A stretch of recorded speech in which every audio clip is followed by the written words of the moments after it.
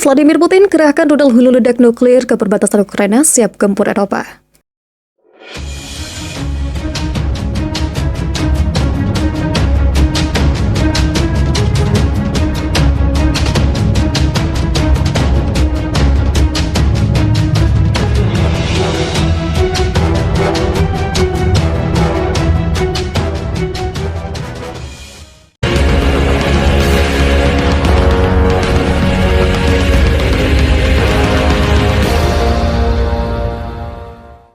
Presiden Rusia Vladimir Putin mengerahkan peluncuran rudal medan perang bergerak Iskander-M dalam jarak 40 mil dari perbatasan Ukraina, kata militer Ukraina. Dua rudal balistik sistem mobile memiliki jangkauan hingga 300 mil dan dapat membawa hulu ledak konvensional atau nuklir. Apakah Rusia siap menggempur Ukraina dan sejumlah negara Eropa yang menentangnya? Kemudian musuh meningkatkan jumlah pasukan di wilayah Belgorod dengan mentransfer dan memusatkan unit tambahan, kata Angkatan Bersenjata Ukraina dalam pembaruan harian paginya hari ini. Menurut informasi yang tersedia, peluncur Iskander-M telah dikerahkan 60 km dari perbatasan dengan Ukraina, katanya, tanpa memberikan rincian lebih lanjut tentang lokasi sistem. Sekilas peluncur rudal Iskander, Belgorod adalah sebuah kota dan pusat administrasi wilayah Belgorod, Rusia di utara perbatasan dengan Ukraina.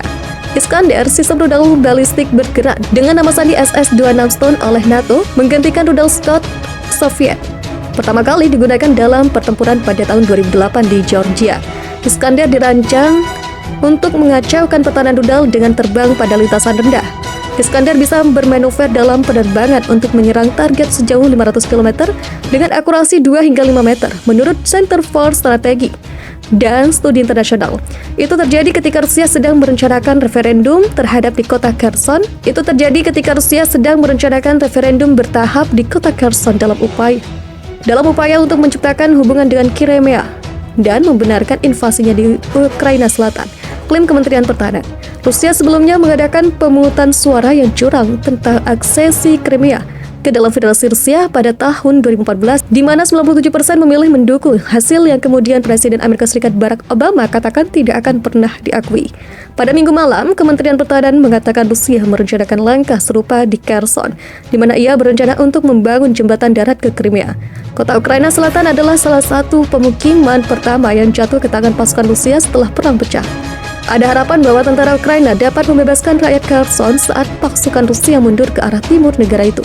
Dalam pembaruan intelijen, Kementerian Pertahanan mengatakan Rusia merencanakan referendum bertahap di kota selatan Kherson yang bertujuan untuk membenarkan pendudukannya.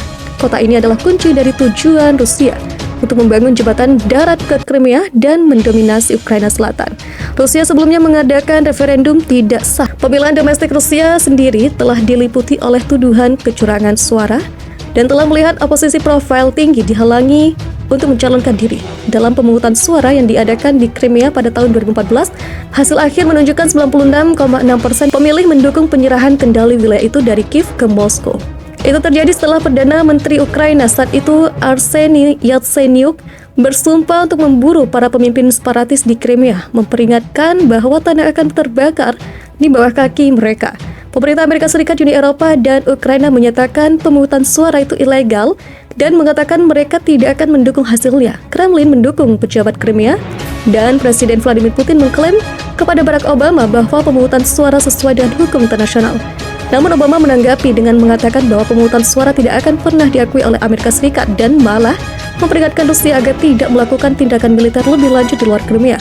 Sebelumnya pada hari Minggu, skala kerugian pasukan Rusia di Ukraina mencapai 21.000 saat perang Putin memasuki bulan ketiga. Statistik terbaru yang diterbitkan oleh Angkatan Darat Ukraina pagi ini menunjukkan 21.800 pejuang Rusia telah tewas di tengah perlawanan sengit dari Angkatan Bersenjata Ukraina dan unit pertahanan teritorial, meskipun angka ini tidak dapat diverifikasi.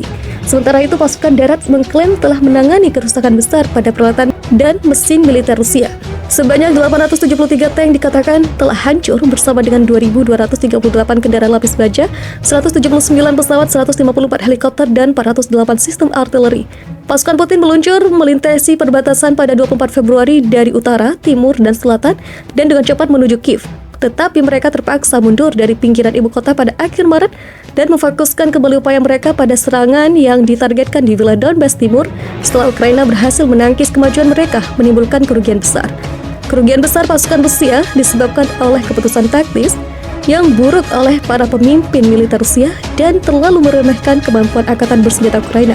Pada awal perang, militer Rusia mengerdilkan Ukraina dan membuat banyak orang percaya bahwa invasi akan cepat dan efektif. Pada tanggal 24 Februari, tentara darat Rusia terdiri dari 280.000 tentara aktif penuh waktu dibandingkan dengan 125.600 Ukraina. Tetapi jumlah tentara Rusia yang dibutuhkan untuk merebut seluruh negeri dan mengendalikan seluruh penduduk akan mendekati 1 juta. Menurut Michelle Clarke, seorang profesor tamu di Departemen Studi Perang King's College London, menunjukkan bahwa Kremlin sangat meremehkan jumlah kekuatan diperlukan untuk memaksa tetangganya agar tunduk.